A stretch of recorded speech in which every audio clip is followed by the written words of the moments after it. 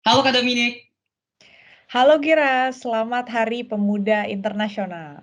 selamat Hari Pemuda Internasional juga buat Kak Dominik. Kak Dominik, apa kabar nih pada kesempatan kali ini malam hari di Ba- Indonesia? Baik banget Giras, kebetulan baru habis kerja as usual ya, but all good. Sehat-sehat semua. Giras apa kabar? Alhamdulillah baik semuanya. Alhamdulillah di sini juga di Banda baik-baik aja. Iya nih kan kita mau mengadakan interview nih untuk International Youth Day untuk Hari Pemuda Internasional. Nah, salah satu narasumbernya ini adalah Kak Dominik yang mewakili profesional muda di Indonesia.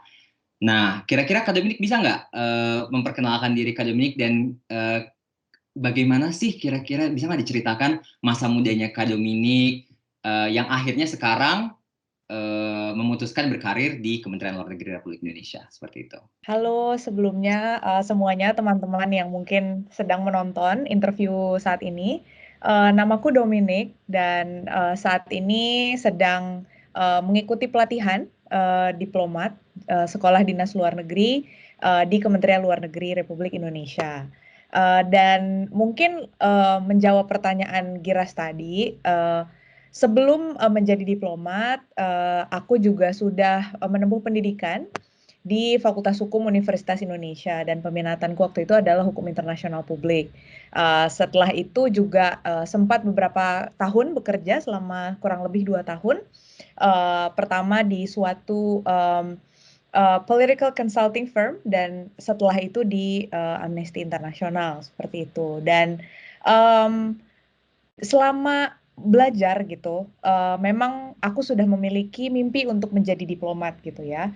Tetapi memang butuh kerja keras tentu saja dan butuh banyak sekali kegiatan yang diikuti untuk mengembangkan diri, untuk meningkatkan skills dan competence dan memang setiap kerja keras itu tidak sia-sia. Akhirnya aku bisa mencapai mimpiku sebagai sekarang calon diplomat gitu, calon fungsional diplomat dan ya yeah, hard work never fails. Thank you Kak Dominik. Mungkin tambahan dari itu, kenapa sih akhirnya saat masuk kuliah ngambil hukum, habis kayak gitu ambil peminatannya hukum internasional, apakah itu semuanya terpikirkan waktu masa muda, waktu Kak Dominik masih SMA kah? Ada ya misalnya yang mempengaruhi Kak Dominik baik orang tua atau misalnya lingkungan atau misalnya teman-teman yang akhirnya Kak Dominik akhirnya pikir, oh ini sebuah career path yang sangat menarik sebetulnya untuk bekerja di isu-isu internasional. Ya, jadi memang sebenarnya dari awal sudah ada ketertarikan ya dengan dunia diplomasi seperti itu. Dengar-dengarlah dari orang. Kebetulan papaku juga sempat bilang kalau, oh cocok nih sepertinya jadi diplomat. Tetapi memang nggak terpikirkan sebetulnya. Awalnya sempat memasuk HI gitu ya dari SMA, tetapi akhirnya memutuskan untuk mengambil hukum dan tadinya berpikir ah kayaknya apa namanya masuk hukum pasti akan berubah lah. Gimana ya maksudnya masih muda juga kan, belum maksudnya bukan yang sudah pasti gitulah life path-nya. Akhirnya apa belum sebenarnya belum memastikan dari awal kalau akan pasti ngambil hukum internasional gitu. Tapi karena di SMA kelas 3 aku sudah ikut MUN dan beberapa lomba debat, di kuliah aku tekuni lagi, terutama di model United Nations ya, simulasi sidang PBB, dan akhirnya bertumbuh juga ketertarikan terhadap isu-isu internasional, international affairs, isu-isu mengenai kebijakan luar negeri, dan akhirnya memutuskan, oh ya lebih dig deeper lagi, lebih mencari lagi nih apa sih sebenarnya hukum internasional itu, dan karena tertarik akhirnya aku ambil di waktu kuliah S1 dan akhirnya masih ditekuni sampai sekarang. Gitu, Giras. Menarik sekali berarti. Congratulations berarti ya, akademik sudah akhirnya menjadi bagian dari Kementerian Luar Negeri Republik Indonesia. Selain itu, pertanyaan berikutnya, karena akademik ini kan sebetulnya profesional media yang memang sudah pernah berkarir juga sebelumnya di political consulting firm yang pernah diceritakan oleh akademik. Hingga sampai sekarang nih, dari tahun-tahun akademik berkarir sebagai profesional muda, kira-kira apa yang tren yang Kak Dominik lihat, apa kira-kira hambatan dan juga isu terkini yang dihadapi oleh profesional muda Indonesia itu sendiri? Iya, bagus banget pertanyaannya, Giras. Jadi kalau menurutku, karena banyak anak-anak muda, kita semua kan memiliki background yang very specialized, yang sangat spesial gitu kan, yang benar-benar berbeda dengan orang lain. Ada yang dari hukum, ekonomi, HI.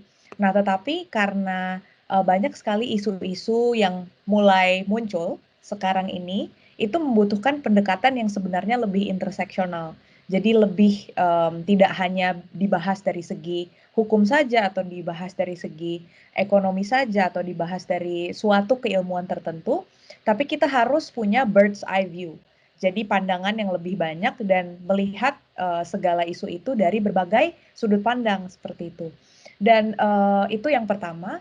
Kemudian isu yang kedua tentu saja dengan adanya Industrial Revolution ya, 4.0, di mana semua hal terdigitalisasi dan dengan adanya COVID juga tren digitalisasi itu semakin meningkat gitu kan.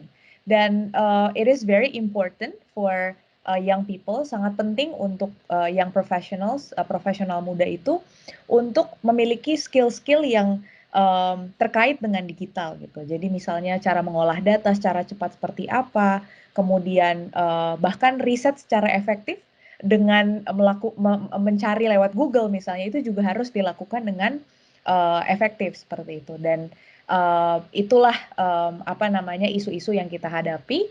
Dan tentu saja yang ketiga, semakin tingginya kompetisi ya antara beberapa profesional muda, karena semua orang sekarang bebas untuk meningkatkan dirinya. Banyak sekali platform yang bisa digunakan untuk sama-sama mengembangkan diri, sehingga sebagai profesional muda kita nggak bisa idle, nggak bisa diem aja, harus terus belajar gitu. Dan sebenarnya tidak terlalu fokus sama kompetisi dengan orang lain, tetapi kepada gimana nih caranya kita bisa mengalahkan diri kita kemarin gitu. Jadi how can we be better than yesterday? Bagaimana kita bisa menjadi lebih baik dari waktu-waktu yang sebelumnya. Seperti itu sih, Giras. Nah sekali ya, memang di era digitalisasi seperti ini, industrial revolution, juga globalisasi, memang persaingan antara pemuda itu memang semakin ketat, dan disinilah maksudnya soft skill kita yang harus kita kembangkan seperti itu. Terakhir nih Kak ini, setelah lulus kuliah, lalu sempat berkarir, lalu akhirnya sekarang sudah siap menjadi bagian dari fungsional diplomat ya, malah di Kementerian Luar Negeri Republik Indonesia. Kira-kira apa nih sebagai profesional muda, sebagai calon diplomat muda tentunya, apa yang paling dinantikan, what are you most looking forward to, apa harapannya, apa wishes-nya setelah akan menjadi diplomat muda Republik Indonesia? Ya, tentu saja sih, semua mimpi, apa ya, setiap mimpi calon diplomat yang sekarang misalnya sedang menempuh pendidikan sama aku juga pasti berbeda ya. Tapi yang aku harapkan sih, aku bisa belajar dari senior-senior diplomat yang lain, 'cause diplomacy is tough, dan bukan sesuatu yang mudah tentu saja karena, we're fighting for our country. Dan aku berharap agar semakin banyak aku bisa menjadi seorang diplomat yang tidak hanya pintar, tidak hanya apa namanya bagus dalam bernegosiasi ataupun berinteraksi dengan orang-orang lain gitu dari negara lain maupun background yang berbeda, tapi aku juga ingin menjadi seseorang yang punya compassion, yang tentu saja bisa apa namanya semakin memperbaiki dan menumbuhkan kompetensi yang dibutuhkan dari seorang diplomat itu sendiri. Aku mau supaya di setiap pekerjaan yang diberikan, I can do my best. Aku bisa menjalankan dengan apa namanya usaha yang terbaik, dan tentu saja aku juga ingin agar apa namanya aku dan teman-temanku itu bisa dirasakan juga nih manfaatnya oleh teman-teman mungkin warga Indonesia yang ada di berbagai negara seperti itu, dan bisa menjalankan fungsi-fungsi kita dengan baik gitu. Dan tentu saja kita juga ingin membantu gitulah ya untuk membangun negara kita, untuk membangun Indonesia dan empower our surroundings, apa namanya memberikan semangat kepada teman-teman di sekeliling kita gitu kan, lingkungan, tetangga-tetangga, masyarakat di sekeliling kita. Seperti itu sih, Giras. I hope it's not too far-fetched. I mean, yeah, that's a good wish untuk join menjadi bagian dari Kementerian Luar Negeri Republik Indonesia. Terakhir nih, Kak Dominic, apakah ada last remark, ada pesan terakhir untuk disampaikan kepada seluruh profesional muda Indonesia? Apa sih? Ada rahasia atau tips, trik, atau mungkin sebuah pesan yang ingin disampaikan kepada seluruh profesional muda Indonesia dalam merayakan Hari Pemuda Internasional ini? Mungkin ini juga sebagai self reminder ya. Jadi, ini reminder buatku juga gitu. Let's take it slow everyone. Di semua, apa ya, di lingkungan yang sekarang sedang banyak sekali hustle culture, yang sangat kompetitif, remember to always slow down and always, reflect back to ourselves, selalu introspeksi diri, selalu refleksi, dan, jangan lupa untuk have compassion towards one another. um, apa namanya, extend love, kita harus sama-sama saling memberikan kebaikan gitu buat orang-orang di sekeliling kita. Karena kadang-kadang yang orang lain lihat itu bukan seberapa tinggi pendidikan kita, seberapa banyak achievement yang sudah kita hasilkan, tetapi seberapa baik dan seberapa rendah hati kita, seberapa approachable kita oleh orang-orang yang ada di sekeliling kita. Gitu sih Giras mungkin. Thank you Kak Dominic, pesannya untuk profesional muda Indonesia. Semoga profesional muda Indonesia juga pemuda Indonesia maybe terempower atas remarks from Kak Dominic. And thank you so much Kak Dominic. It was great having you. And again, selamat Hari Pemuda Internasional. Thank you Giras, selamat Hari Pemuda Internasional.